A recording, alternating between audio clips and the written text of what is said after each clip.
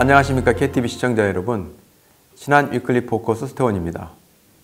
지난해 9월부터 시작된 중국계 기독교도인 아욱 자카르타 주지사의 이슬람 신성모독 논란 탓에 다음 달 예정된 주지사 선거를 앞두고 정치적 긴장감이 상당히 높아졌습니다. 아욱 주지사는 조코이 대통령의 핵심 측근이자 대표적 개혁 정치인으로 지난해 9월 대중연설 도중 비무슬림으로서 코란을 인용했다가 신성모독으로 재판에 넘겨진 상황입니다. 이 논란은 조코이와 아욱으로 대표되는 신진개혁 세력과 기성 정치인과의 정치적 대결로 확산되는 양상입니다. 인도네시아에서 3% 남짓한 인구로 경제 대부분을 장악하고 있는 화교와 반대로 인구 대부분을 차지하고 있지만 상대적으로 빈곤한 무슬림과의 갈등은 최근의 문제만은 아닙니다. 아시다시피 언급하는 것조차 금기시되고 있는 1998년 폭동은 뿌리 깊은 반중 정서를 단적으로 보여준 사건이었습니다. 그리고 최근에는 인도네시아 내 화교를 겨냥한 음모론 등 반중 루머가 SNS를 통해 확산되며 그 갈등은 더욱 고조되고 있습니다. 이는 인도네시아를 비롯한 아시아 대부분 국가의 경제를 주름잡고 있는 화교 경제력에 대한 반감의 표현이며 나아가 경제 기득권이 정치 기득권으로 이어질 것에 대한 두려움으로 해석됩니다. 오늘은 아시아의 유태인이라 별명을 가진 끈질김과 치밀함의 대명사, 화교들의 동남아시아 경제 장악과 이들의 경제적 성공 요인에 대해 말씀드리도록 하겠습니다. 금주의 주요 뉴스입니다. 화교들의 동남아시아 경제 장악과 이들의 경제적 성공 요인에 대해 자세히 알아봤습니다. 인도네시아 광물자원부가 민간 기업이 자체 전력을 공급할 수 있는 새로운 법령을 발표했습니다. 인도네시아 쇼핑몰 입주 브랜드 협회 히핀도가 치솟고 있는 쇼핑몰 임차료에 대해 상한제 도입을 통해 상승을 제어해줄 것을 요청했다고 합니다. 화교란 중국을 의미하는 화와 타국에서 거주를 의미하는 교가 합쳐진 말로 중국 본토를 떠나 해외 각처에 정착하여 경제활동을 하면서 본국과 문화적, 사회적, 정치적 측면에서 유기적인 연관을 유지하고 있는 중국인 또는 그 자손을 말합니다. 멀리 미주 대륙, 캐나다의 낯선 시골 마을에서부터 유럽 곳곳의 후미진 동네까지 세계 어디서나 중국 식당을 찾는 것은 어렵지 않습니다. 따라서 바닷물이 닿는 곳 어디든 화교가 있다는 표현은 과장된 말이 아닐 것입니다.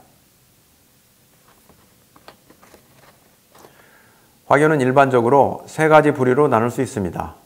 우선 중국 본토 이외의 국가나 지역에 거주하고 있는 중국인을 의미합니다.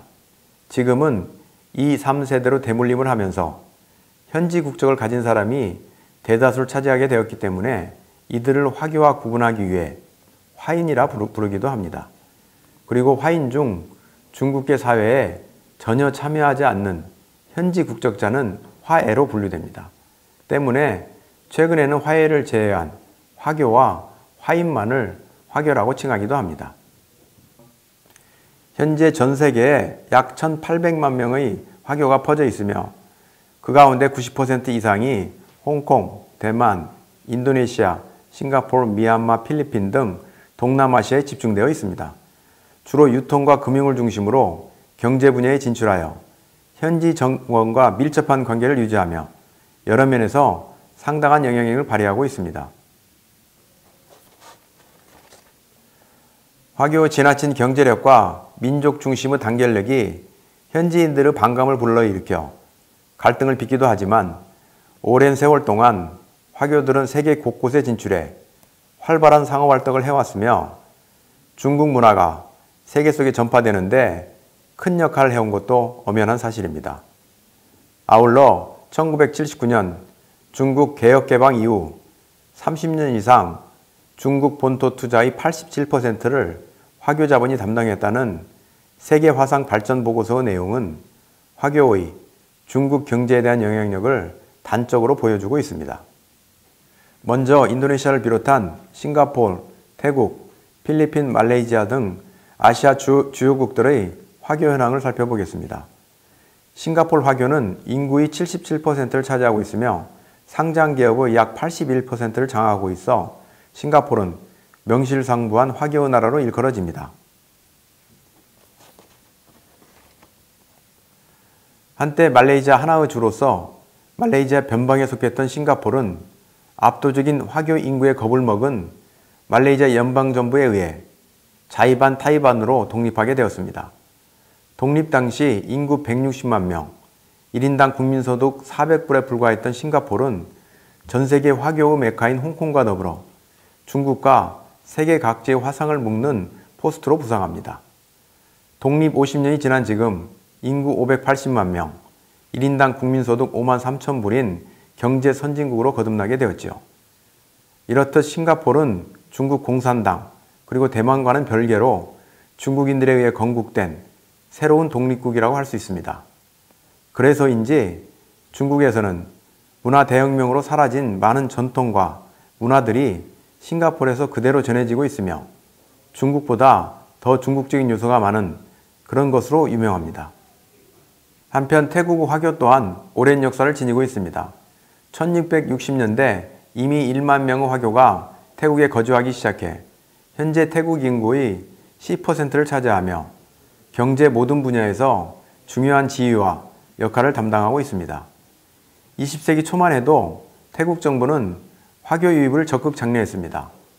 하지만 20세기 후반기에 이르러 태국이 중국화되는 것을 막기 위해 태국 정부는 화교 유입을 막는 정책을 강화하기 시작합니다. 이후 많은 화교들은 중국어를 버리고 태국어를 배워 문화적으로 태국 사회에 많이 동화되었습니다.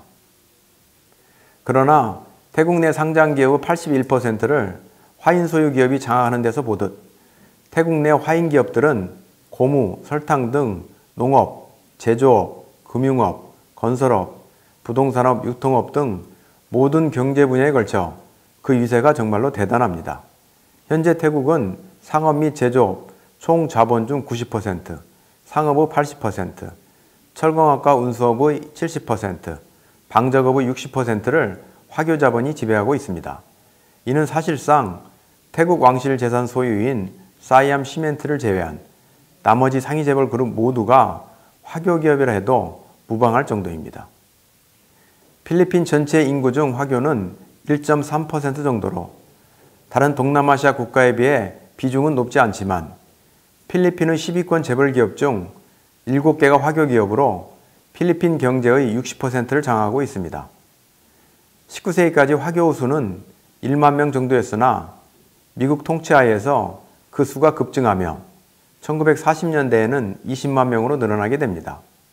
그리고 1972년 계엄령 선포와 함께 14년간 독재 정치를 펼친 마르코스 대통령이 강력한 화교 동화 정책을 펼친 이후 필리핀 화교들은 문화적, 인종적으로 동화되기 시작했습니다. 그러나 마르코스 자신을 비롯하여 필리핀 초대 대통령인 아기날도, 직전 대통령인 아키노까지 과거 필리핀을 통치한 대통령 중 상당수가 중국계 2, 3세였습니다. 물론 이들은 화교를 내세우지도 않았고 한자를 아예 몰랐으며 필리핀으로 자부심을 가졌던 인물들입니다. 하지만 이들이 시대의 리더로 군림할 수 있었던 이유는 필리핀 유수의 화교 기업들, 그리고 화교 가문과의 교류를 통한 이른바 화교 결속력이 만든 결과라는 것을 부인할 수는 없을 것입니다. 말레이시아의 경우 15세기부터 유입된 화교는 말레이시아 전체 인구의 4분의 1을 차지하고 있으며 국가 전체 부의 40% 정도를 장악하고 있다고 합니다. 한때 공산당을 후원한다는 이유로 탄압받은 말레이 화교들은 차차 말레이시아와 중국 간 관계가 개선되면서 지위도 높아졌습니다. 그들은 말레이시아 상장 주식의 60% 정도를 보유하고 있는 것으로 추정되며 행정 경영 부문 전문 인력 중 3분의 1을 꿰차고 있다고 합니다. 더불어 말레이시아 화교는 국민 세금의 90%를 납부하고 있는 만큼 그 영향력이 실로 막강하다 할 수 있을 것입니다. 다음으로 인도네시아 화교에 대해 말씀드리겠습니다. 인도네시아 화교 인구는 정부 통계상 전체 인구의 3% 정도로 약 600만 명 정도이나 실제로는 약 1000만 명에 달하는 것으로 추산된다고 합니다. 그러나 많은 인구수에도 불구하고 현지인과 화교 사이의 결혼이 보기 드물 정도로 인이후 화교들과 현지인들은 종교와 경제를 제외하고도 동화되는 것이 쉽지 않아 보입니다. 인도네시아 화교들은 1967년 수하르토 집권 이후 공직 진출의 제안을 받아 대부분 경제 부문에서 활동하고 있습니다. 인도네시아 100대 부자 중 79%, 상위 10대 부자 중 9명이 화교입니다. 또한 상장 기업 가운데 70% 이상이 화교 기업이며 10대 기업 중 8개 기업의 오너가 화교일 정도로 다른 동남아 국가와 마찬가지로 인도네시아에서 화교의 경제적 위세는 정말 대단합니다. 화교 기업들은 지금까지 부동산, 금융, 제조업, 대규모 농업을 통해 부를 축적하였으나 최근 3세대들은 IT 분야 등 새로운 사업 분야로의 진출을 모색하고 있습니다. 화교의 세력 확장을 견제하기 위해 과거 인도네시아 정부는 화교의 공직 진출을 제한하고 중국어 사용을 억압하며 시민권을 부여하지 않는 등 갖가지 노력을 하였습니다. 그럼에도 불구하고 화교 자본과 손잡은 공무원들과 더불어 화교를 견제할 만한 현지 자본의 부재로 인도네시아 경제는 화교에게 주도권을 완전히 내주게 됩니다. 이렇게 인도네시아는 실제로 작은 규모의 식당에서부터 대기업까지 주요 상권과 유통망을 화교들이 장악하고 있는 만큼 인도네시아 화교의 역사, 문화를 이해하고 이들과 소통하는 것은 인도네시아에서 비즈니스를 하기 위해 필수적이라는 생각이 듭니다.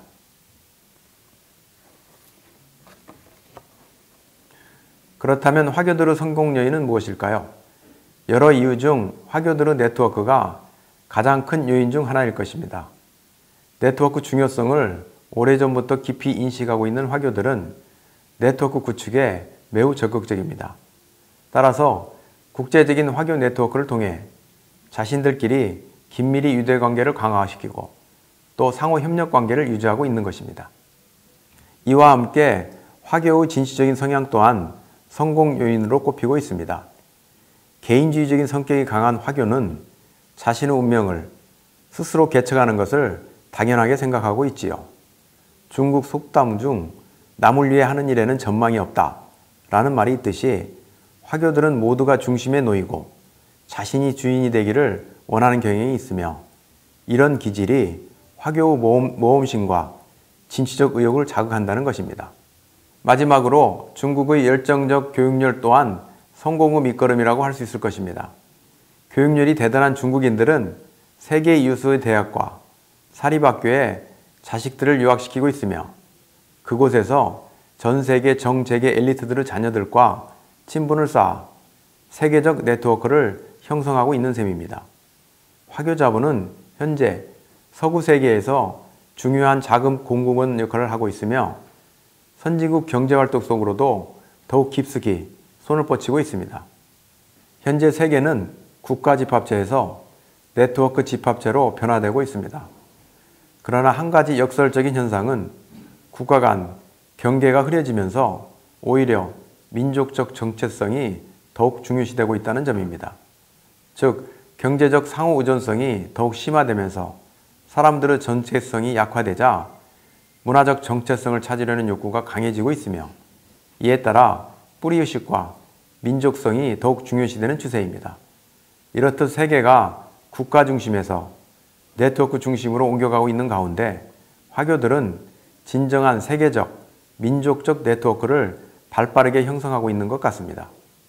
앞으로 화교 세계는 공장은 중국에, 은행은 홍콩에, 사무실은 캐나다에 두는 식으로 아시아를 넘어 유럽과 아프리카, 남미로 영역을 확장하고 있습니다.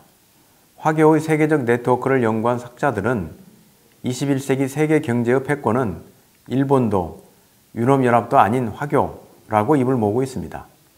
따라서 지금 세계는 미국의 유태인과 동남아의 화교 세계를 비교하며 많은 관심을 쏟고 있습니다. 중국 대륙과 화교가 뭉치면 세계의 으뜸이 될 것이다 라는 과거 중국 지도자의 발언이 이제 허풍이 아님을 세계가 목격하고 있는 것입니다. 비즈니스에 도움이 되는 경제 뉴스를 정리해보는 시간입니다. 인도네시아 에너지광물자원부는 국영 전력기업인 PLN과 별도로 민간기업이 자체 전력을 공급할 수 있는 새로운 법령을 발표했습니다. 인도네시아 정부는 금주 월요일 이러한 내용이 담긴 새 법령을 공개하였는데요. 에너지광물자원부의 아칸다라 차관은 해당 법령에 의해 민간기업의 전력 공급이 가능해지면 인도네시아 전역에 있는 2,500개의 벽촌 지역에 대한 전기 공급에 탄력이 붙을 수 있다고 언급했습니다. 인도네시아 통계청에 따르면 2014년 기준으로 인도네시아 전역의 2,500개 마을이 아직 전기 공급을 받지 못하고 있다고 합니다. 국영 PLN이 벽촌 지역에 대한 전기 공급에 심혈을 기울이고 있지만 2019년까지 계획된 지역이 500여 곳에 불과한 만큼 별도 방안을 강구해서라도 빠른 시일 내 이들 지역들에 대한 전기를 공급해야 한다는 의견이 꾸준히 제기되고 있습니다. 근본 법령에 따르면 민간 발전 사업자는 해당 지역에 대해 24시간 전기 공급을 담보하기 위해 화석에너지와 더불어 최소한 한 가지 이상의 재생에너지를 활용하는 이른바 하이브리드 발전 시스템을 채택해야만 합니다. 공급의 안정성 때문만이 아니더라도 인도네시아에서 재생에너지 발전량은 전체 발전량의 5%에도 미치지 못하고 있는 만큼 신규 사업자에 한해서라도 재생에너지 활용 동료는 필요해 보입니다. 한편 현재 인도네시아 전력 보급률은 86% 수준에 그쳐 인도네시아 정부는 2019년까지 35,000메가와트 용량의 신규 발전소를 건설하며 전력 보급률도 97%까지 끌어올린다는 계획을 추진 중입니다. 이렇게 인도네시아 정부가 대규모 전력 용량 확충에 나설 방침을 세우면서 국내 기업을 비롯한 글로벌 발전 사업자와 건설업체들이 적극적으로 진출을 추진하고 있는 만큼 향후 더 많은 프로젝트에 대한 국내 기업들의 참여가 이어지길 기대해 봅니다. 인도네시아 쇼핑몰 입주 브랜드 협회인 히핀도는 치솟고 있는 쇼핑몰 임차료에 대해 정부가 상한제 도입을 통해 임차료 상승을 제어해 줄 것을 요청하였습니다. 히핀도는 최근의 내수 경기 둔화를 언급하며 쇼핑몰 렌트 및 서비스 비용에 대해 인플레이션율과 비슷한 매년 5% 수준의 상향 한도를 지정해 줄 것을 정부 측 관리기관에 요청했습니다. 협회의 부디 하르조 회장은 현지 언론과의 인터뷰에서 최근 3년 동안 늘어나고 있는 정부 공공지출과 상관없이 매출 및 개점 점포 수는 인플레이션율 이하의 상승폭을 보여주고 있는 반면 쇼핑몰 서비스 차지는 매년 평균 18% 이상 증가하였으며 임차료의 경우 최근 3년 동안 100% 이상 증가했다고 언급하며 대책이 시급하다고 밝혔습니다. 실제 최근 닐슨 연구 보고서에 따르면 제품 라이프 사이클이 빠른 유행성 소비재의 경우 2016년 한 해 9% 성장에 그쳐 2014년 및 2015년의 10%대 성장에 비해 부진했음에도 불구하고 인도네시아 쇼핑몰 임차료는 비정상적으로 크게 상승한 것으로 나타났습니다. 히핀도 측에서는 이 같은 임차료 상승이 지속된다면 폐업하는 소매 브랜드들이 속출할 수 있으며 이럴 경우 소매업뿐만 아니라 제조업에도 타격을 줄 수 있음을 강조했습니다.